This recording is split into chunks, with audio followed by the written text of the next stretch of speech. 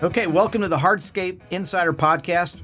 We're here all about building success in the hardscape industry. I'm your host, Brian Basic, owner of the Citadel Hardscape Marketing.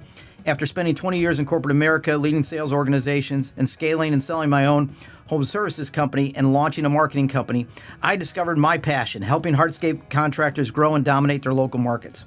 Each episode will bring you real-life success stories, expert interviews, and actionable strategies to help you take your business to the next level. Whether you're just starting out or looking to scale, we've got your insights, ideas, tools to turn your business into a market leader, and we're going to do that and have some fun along the way. So let's dive in and start building your success. This is the Hardscape Insider Podcast. All right, so here we are ready for our next edition of the Hardscaper Insider Podcast. I'm so excited about today. We have such a good guy here today. Bailey Peer from Peer Landscaping is here. We have known Bailey for a number of years, and he has agreed to come on and chat with us. You know, we try to cover different things every time we do a podcast. The first one we did was all about a new company, a cement company, and how he's scaling. He's now reached $1 million, and so he's trying to get to the next phase. The next one was on pitching, the importance of pitching, picking a niche, right? Mm-hmm. And so this one, I really kind of want to focus on scaling.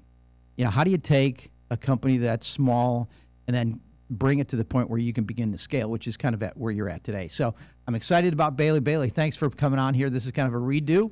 And so this is part 2. Yeah. So we're excited about that. So thanks for being on that. And so maybe you can kind of tell the folks out there, give some background about who you are, what you do, and where you're at in your business. Absolutely. So my name is Bailey. I'm the owner of Peer Landscaping. We started our business 8 years ago. That's when the journey started. And I was going to FSW Community College. And after a year and a half, I decided, you know what?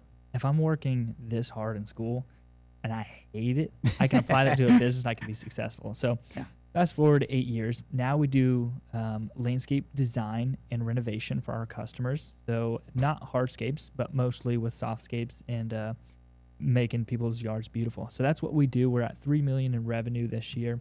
And our goal in 2026 is going to be to hit $6 million.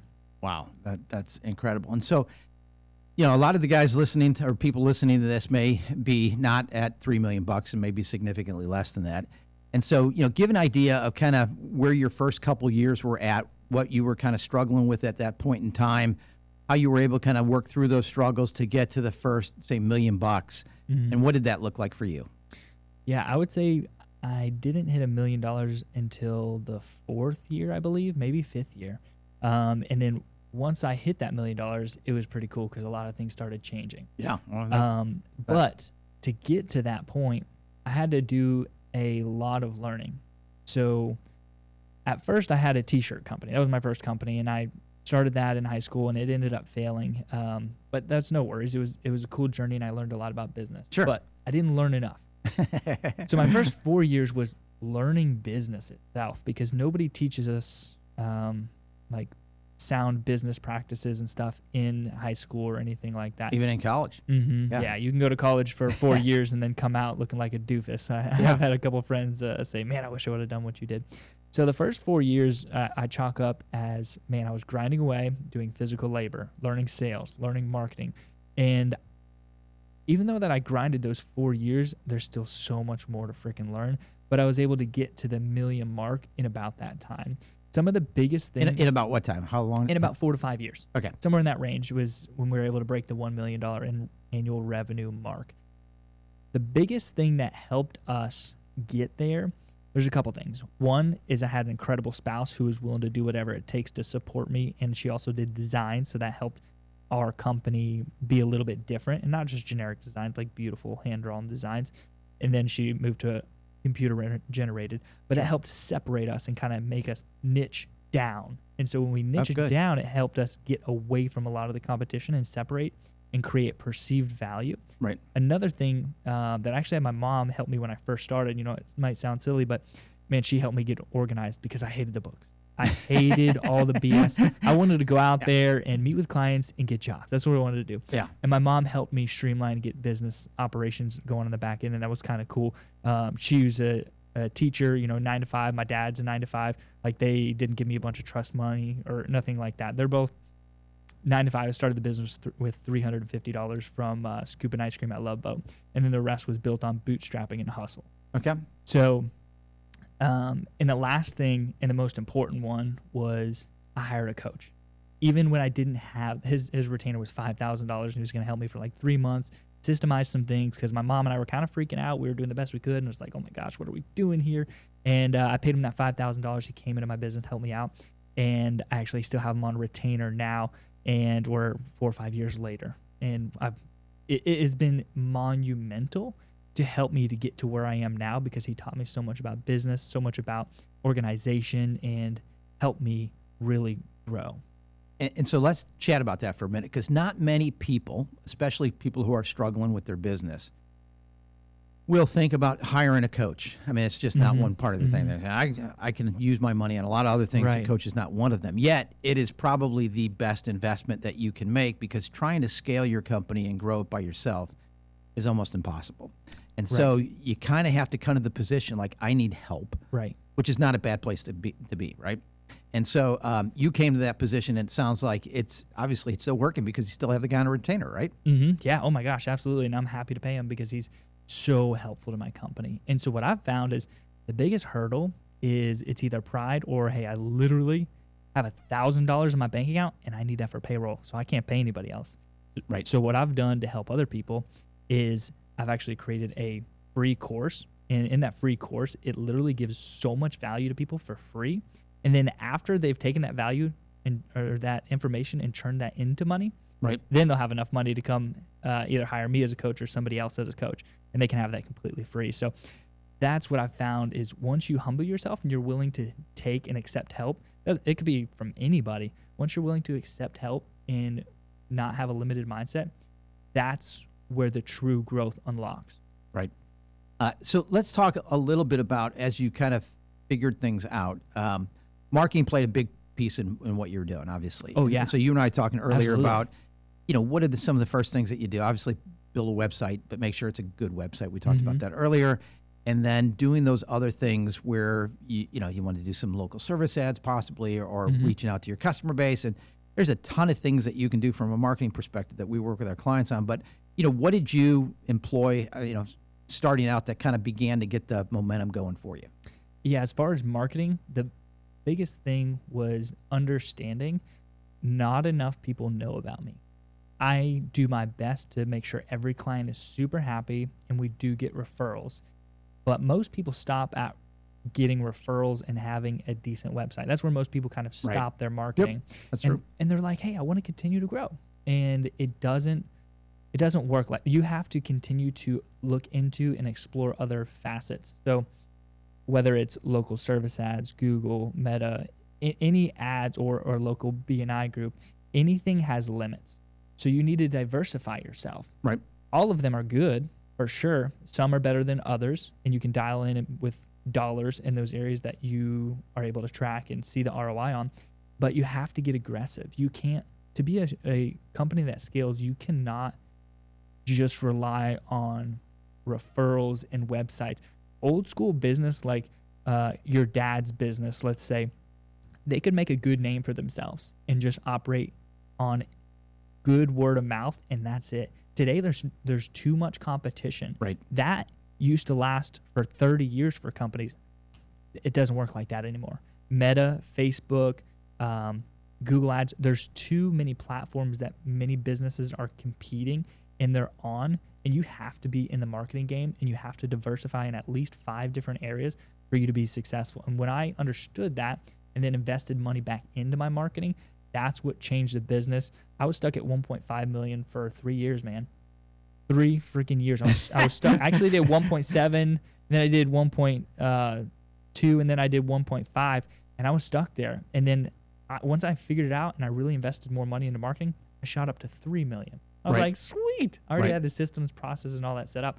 But you really got to understand marketing or partner with somebody like yourself to get to the next level. And I meet with people all the time that they'll come to me and they say, I've spent some money on a website, and, I have to be the bearer of bad news to say, hey, your website sucks. We can redo it. It needs to be redesigned. It needs to be, updated with current keywords, all that kind of stuff. And then you really need to begin to think about some of the other things that you said, because really it's not a function of should I invest in marketing. It's, you you should be investing in marketing with the ROI, with the platforms that give you the ROI you want. Right. Because at the end of the day, I had my business before as well, and we scaled. And one of the things I looked at, I'd pay all day. If I can get a good return on my investment, it paid for itself. I'd do that all day, right? Yeah. It's when it didn't, then I'd start questioning, all right, what am I doing here? Because this is not working. And so understanding return on investment is really important. It's the factor that drives your investment, and there shouldn't be a doubt of whether you invest or not. It's just where, right? Right. It should be where, exactly. Because at the end of the day, a lot of business owners are scared because they don't have enough margin, whether they're not pricing jobs correctly to have enough profit to reinvest. That's where I see the majority of people's problems are. But you have to reinvest, and it has to be in marketing. That is the number one place you should. That and sales training is very important. And it's funny, we talked, I think my first podcast was with an owner he was just understanding that not every job is a good job. There is you should get paid for the value that you deliver. And so his margin wasn't where it needed to. And every time we'd have conversations, it's like, dude, you got to increase your pricing because you're not being paid on what you deliver. And so now he's at the point where he's doing really well because he understands, here's my cost, here's my gross profit, here's my net profit. I get all my overhead. He knows the numbers. And because of that, he's in a much more powerful place to make decisions about, okay, here's where I'm going to invest, here's what I'm going to do. And now he can do that because he understands the numbers, right? Knowledge is power. Yeah. And so do me a favor and tell me a little bit about, as you were scaling, tell me, who was your first employee, your first hire? Oh my gosh. You ready for this story? This is a freaking story right here. So I was in, forgot exactly at what point. This is one of my first jobs when I was first getting going. We had a job. It was a mulching job, and then we were removing kind of a fence. And I hired a couple buddies from high school that I used to go to, and they helped me with the project, and it was great. We were about halfway done with it, and then I went up to Publix to grab more ice and water. When I was walking out of Publix, we had this guy he was homeless. I could tell he stunk like terrible. Had long hair down to the back of his back, and man, he's panhandling, and I can't stand that. I'm like, if you want to change your life or make some money, you better get a job. So he said, hey, can I have $1? I said, no, absolutely not, but you can come work for it. Dude, he freaking grabbed his bag, hopped up and started running and jumped in my truck, and I was freaking out, man. I was 19 at the time, and I got some crazy guy, he looks whacked out, and he's coming to my job site, and I'm like, whoa, what is happening? What did I do? Yeah. Oh my gosh. So long story short, he crushed it on the job site, worked circles around all my other buddies, and at the end of the job, he was laying on the ground huffing and puffing, and he's like, man, thank you so much for the opportunity. I appreciate it. Do you have any more work? And I was like, oh my gosh, at that point, I only had jobs maybe 2 to 3 days a week, and I said, dude, I'll be happy to help you, and anytime I need you, I'll hire you on. Long story short, after a couple months, we had Hurricane Irma come, and we were full time. Right. The rest of our business was full time after that. We made $30,000 that first month. That month of the hurricane, it was insane. We've never made anything like that previously. We weren't operating like a real company yet.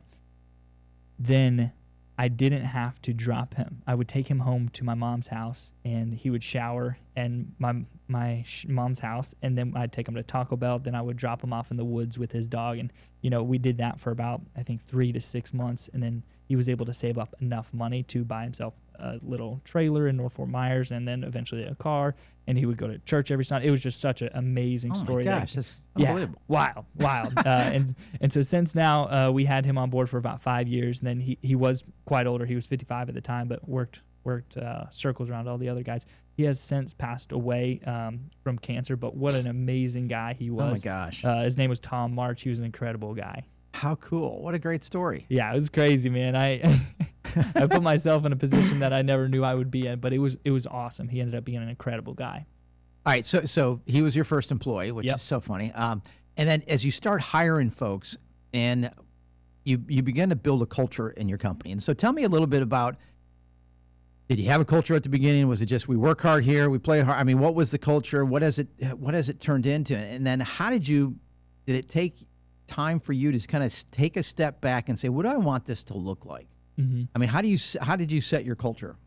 So at first, I didn't really understand exactly what culture meant in business. I thought it was like ethical culture, or we don't steal. right, stuff like that.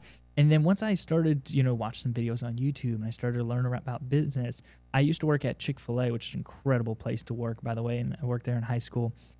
I started to understand what they did and how they built culture. And I was like, oh, wow, when they would say this, that's because that was one of their core values, and it ran through to their culture, and it was really cool. And so I kind of took what I learned from there as an employee, and I created a couple things. So like I created accountability is one of them, passionate is one of them. And when I started cultivating that, then the Google reviews, and I would cast that to the team. Hey, this is who we are. This is what we do. We stand by this. Every customer has to be happy. We'll do whatever it takes.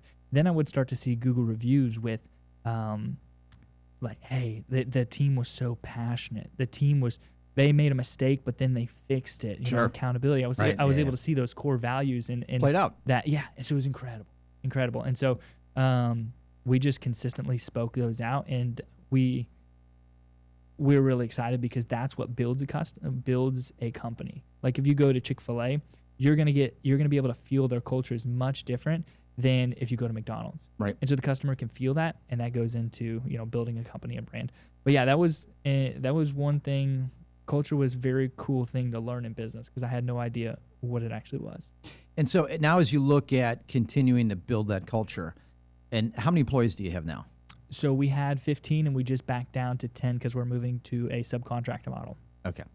All right. So now you've got 10 employees.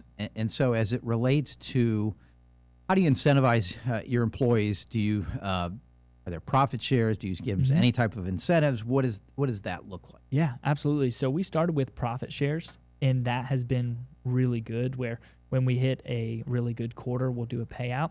I've actually gone a lot deeper. There's been some really hard challenges throughout the life of the business, and I've had some people who have really stepped up in moments and actually have saved the business from going under down, and I've given them a piece of equity. And so with that equity, each quarter they get a nice payout.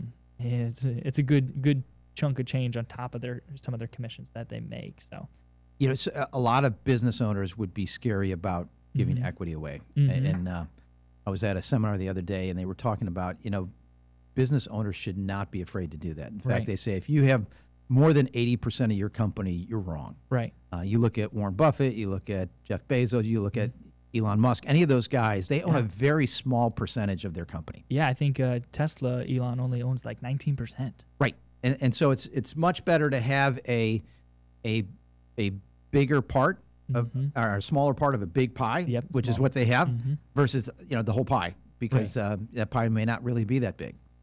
And so how have you, it sounds like you've embraced that idea. Yeah, and that's what I've realized is first when I was trying to build the culture, build the company, I was like, I want everybody to have the most passionate job and their dream job, and I realized sometimes that's not always realistic. And I actually had to let some people go that I really loved through some hard times because I set their expectations up that it would be their perfect dream job, because that's what I tried to build for everybody.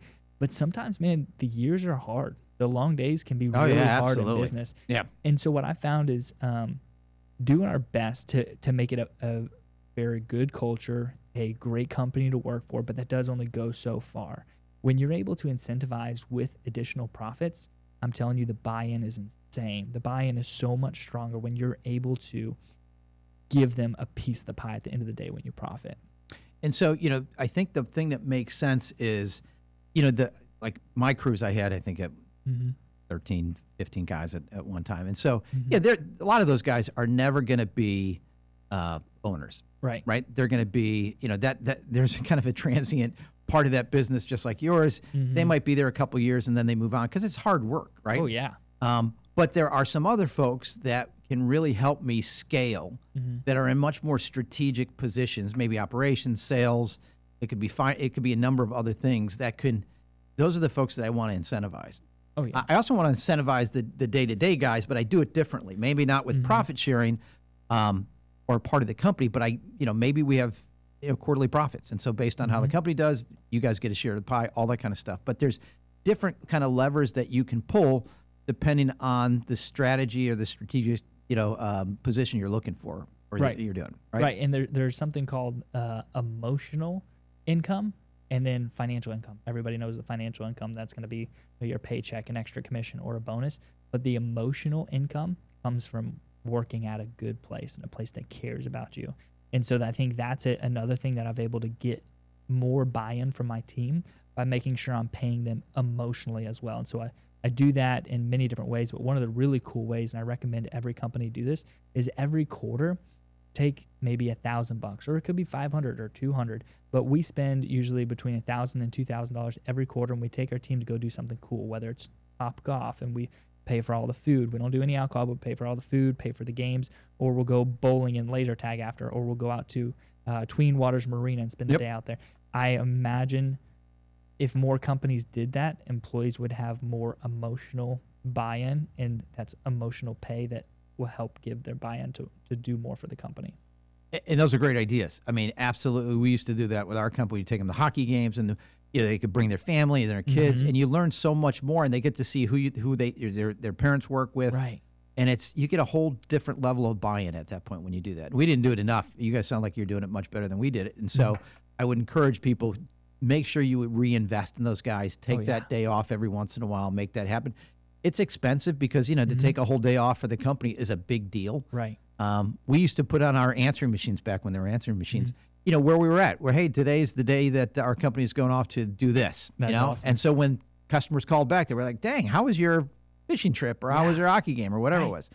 And so they were able to explain, hey, we had a great time, did this. And so, they like, I like that kind of stuff. So they like, anybody would. So that's a great thing to do. So that's cool. So tell me a little bit about when it comes to some of the things from a marketing perspective that you've done that have been really successful, especially as you go on. We were talking in the hallway for a while about, reels and shorts and all these other kind of things that you're looking at. Give me a little bit of an idea or an appetite of some of the things that you're working on to get to that next level of 6 million. So one of the things that we're really focusing on is organic faucets. So like B&I groups, that's something you really got to work on. But those are relationships that you can build in your community, and they can downstream to other relationships. So that's good. And then it's really about diversifying and then giving autonomy. So we have Facebook ads that we do. We have Google ads, and we try to be as strategic as possible. So many people are like, oh, yep, I'm going to spend $10,000 a month on these ads, and that's it. But then they leave it at that. You have to really dive into strategy. How am I going to reach my customers the best, and can I track it?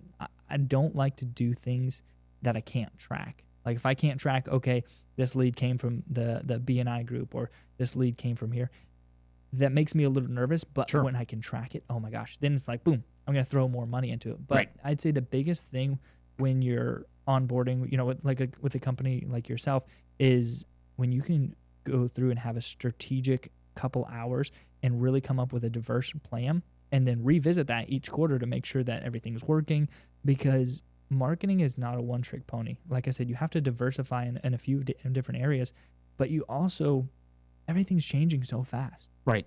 Absolutely. Nobody is perfect at marketing. Nobody is an expert, because everything's changing so fast. The only way somebody's a true expert is if they're spending like day in and day out in the industry, and they're constantly willing to learn new things. So, and what we've done is we've just diversified, and we spend a couple hours every day with attention on how are we going to get better? How are we going to tweak our strategy, because maybe it's working or maybe it's not? And it's just like anything in your business. The more time you spend on it, the more that you're going to reap from it. Right. I can tell you that, to your earlier point, things change. And even in marketing, things change. So for example, a while ago, LSA ads were brand new. Local service ads were brand new. And so they were very popular, and they worked really well, and the return on investment was really good. And as people jumped on the platform, because they jumped off Google ads because they had bid up the bidding so much that it wasn't productive anymore. So they went to local service ads. So there's kind of a life cycle to some of these different things, right? And so you always got to be looking for and monitoring, to your point, the return on investment. Otherwise, you may be in a place that you shouldn't be, right?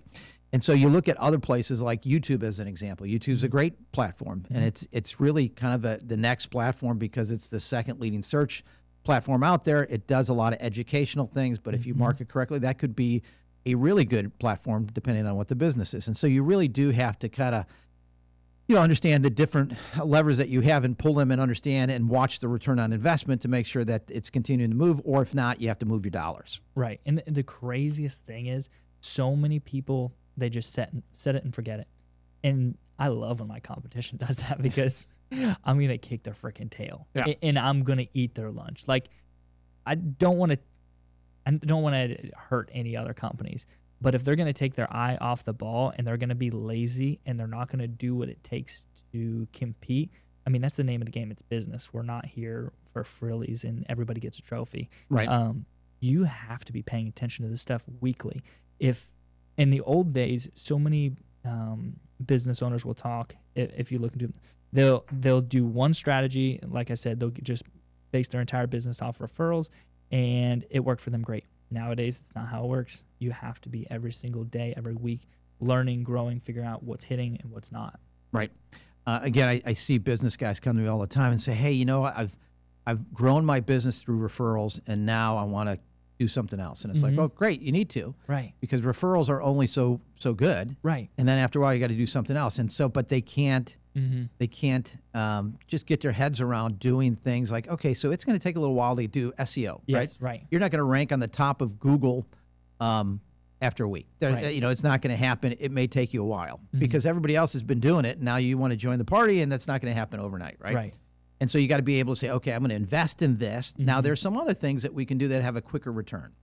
Like you can do an email flyer to your current customer base. You can do retargeting. You could do a bunch of other things that are local service ads that are a click and you get a lead kind of thing. You can do Angie's List if you want to do. There's a lot of things that you can do to get leads and get that lead going so that you can build your own. But at some point, if you can build your own organic demand, this is what we were talking about earlier, you're in a whole different level. A whole different. You're not a commodity anymore. Right. And one thing for clarity for anybody listening, I'm not bashing like referrals. Like those are actually, we get a ton of work referrals because we make sure our customers are happy. But that's what builds the business, builds the brand. You can bootstrap on that. But then to scale, you have to continue to do other faucets. So just for clarity for people listening, we're talking about how to scale, and using these faucets right here is really important. Right. And again, we're not bad-mouthing referrals. They're the cheapest thing that you want to do and get those all day long. Right. But that's not a way to scale a company, typically. Right. Yeah, you have to dive in a lot deeper and have strategy and really dive deeper into the business to scale it. One of the statistics you and I were talking about in the hallway earlier was, out of the small businesses that are out there, only 0.003% make it to $1 million, which is a very low percentage. Right. And then out of those that make it to $1 million, 15% of it can make it to $10 million. Wow. And 50% of those that make it to 10 million make it to $50 million. Those statistics are crazy. And so it just goes to show you that first million is so hard. It's just so hard because you're learning so much and you're doing all those things that you're trying to do. We talked about bringing on a coach, which is a good idea, and then just building processes. Right, that's probably one of the biggest things I learned when we were scaling. Is you got to build processes because I'm adding people to the team, and if I'm going to have somebody come in and do sales, I had to have done sales. I had to write the job description to sales. I had to do the training videos for sales. I had to teach them how to do that, so then I can have them do sales, and then I can go on and do the next thing. Right. And so scaling takes processes. Yeah. And so tell me a little bit about, some of the processes that you're putting in place to get yourself to the next, or what did you do for the first million, and then what are you doing now to get it to the 10 million?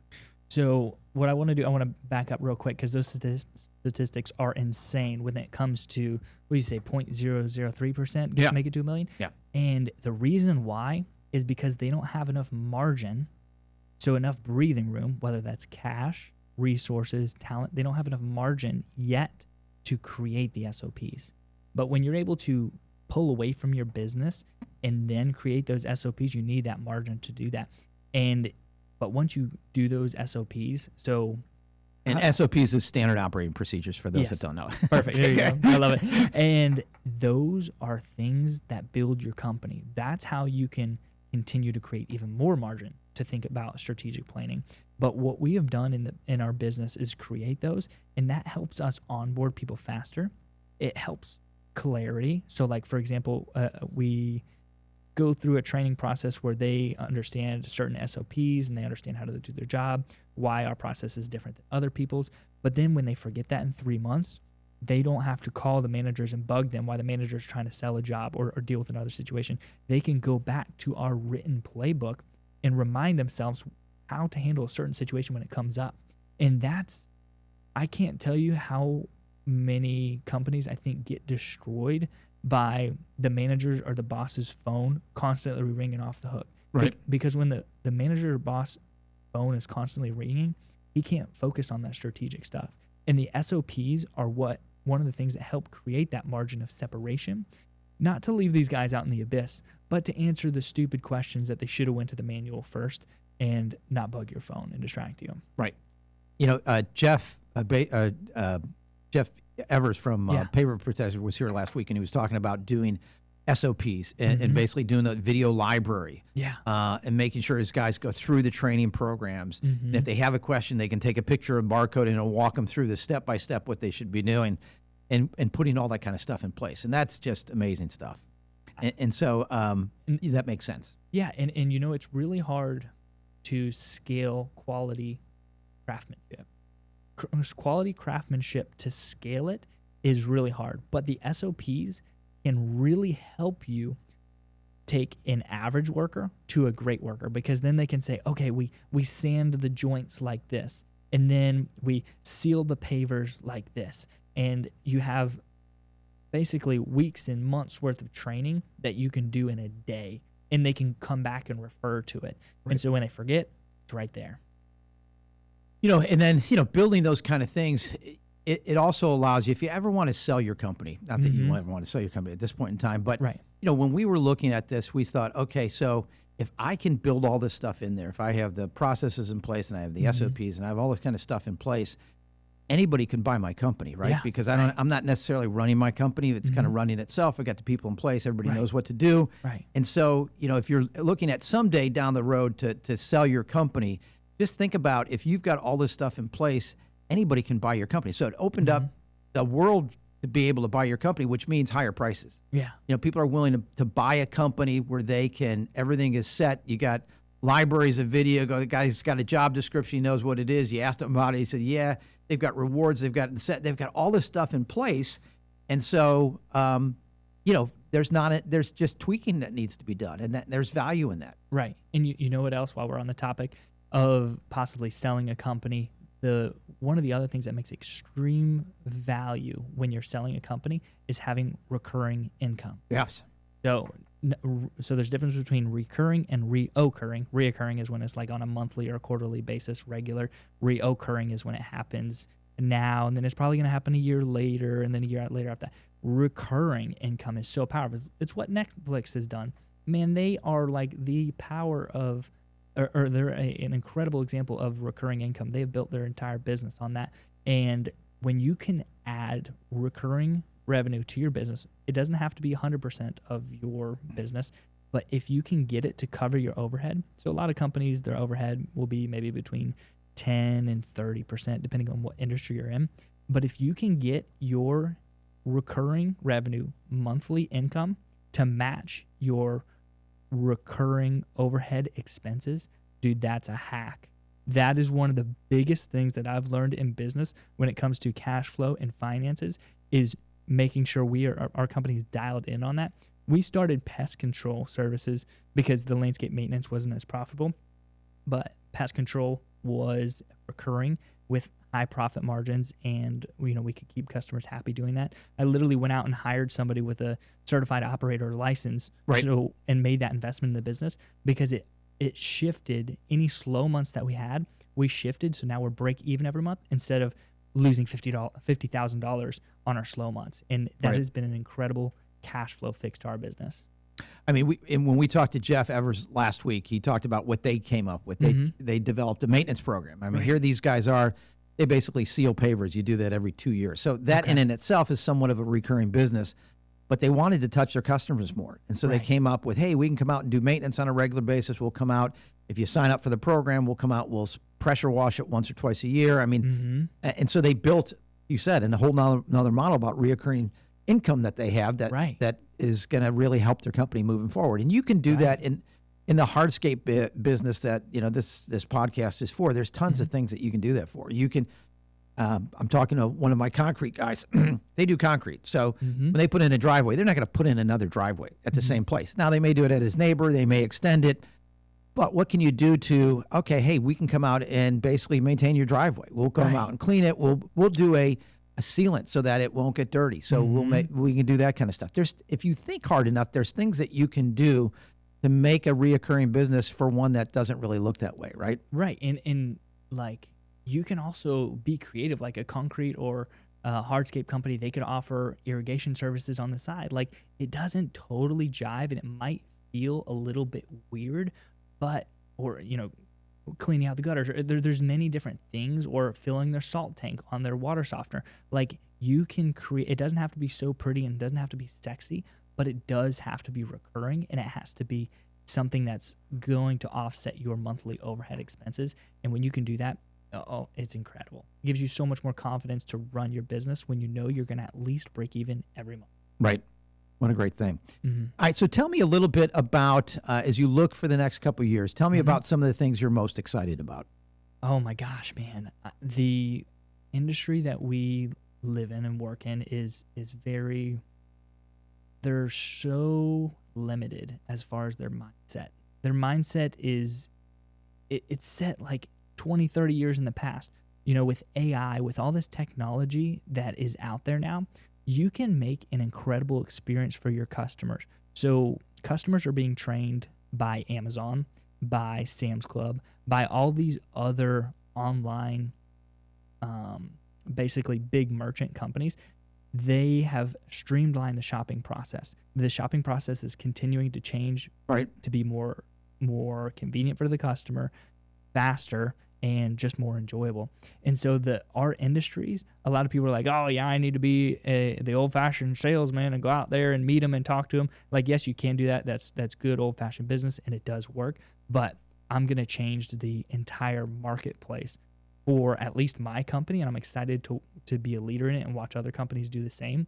When you can offer an online experience, I can design and give you a whole backyard renovation project with a proposal without even going to your property.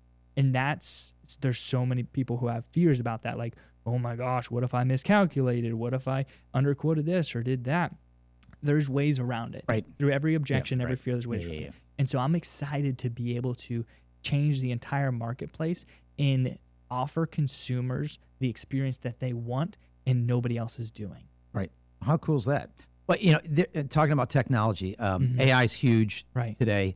If you don't have a website that has an AI bot on it that engages people or allows people to communicate with you via text, you're missing, because people want to, especially this generation, they would rather text than talk to you. Right. So if you're not giving them the option, you're missing it. Right. Likewise, I have customers that don't have. So when someone calls and the line's busy, they have to wait until they get off the phone and do whatever they do, and then they're going to get back to them. There's technology that's out there that 5 seconds after they called and got didn't get somebody to answer the phone, they should be getting a text message saying, hey, I saw you called. Right. How can I help? What can we do? How do I get the dialogue going on? And there's AI technology that will that you feed, that you educate on how you do business, so that you can ask them questions and get them going, and then you can get a human to be involved. You can schedule them. You can do a ton of different things. Right. But it's all about the experience that you talked about earlier. They want an experience, and they want it now, right? Right. And they're not going to wait for you to pick up the phone or to look at your caller ID and call them back. They want you to engage with them now. And so if you're not doing that, you're missing something, right? Right. And they're just going to call the next company, man. And I feel I've done a good job of getting a lot of that stuff streamlined and figured out. But, man, I'm just on the tip of the iceberg. There's so much more for me to continue to learn each week that it makes me anxious and excited to talk about it now, because I'm like, man, I know there's new things coming out each week that I need to get on top of so I can serve my clients better. And it's really exciting as we talk about it, because there's so much potential. if you're in the game to win and you're paying attention, right, you will be able to leverage all these tools, systems, and processes to make a better experience for your customer. And in return, you're going to benefit from it because you're going to make money. You're going to profit. There's something called perceived value that so many people don't understand or don't lean into. If you can offer a solution to your customer's problem and solve it better than anybody else, faster than anybody else, they're going to pay you more. What happens when you make more money? You're more profitable. You can go buy a cool boat. You can reinvest. My favorite thing, you can reinvest in the community and do awesome things like Steve Honch did. He didn't wait for it during the hurricane. Steve Honch went in there and built their own damn bridge for Matt Lachey over Pine Island area when things were crazy. He said, I'm not going to wait. I'm going to rebuild my community. And that's awesome. That's freaking awesome. And I want to do that. I want to be an awesome business leader where I make plenty of money that I don't have to wait for the government to help my community. I want to be a pillar in my community. That way I can help pour back in and support whenever they need support.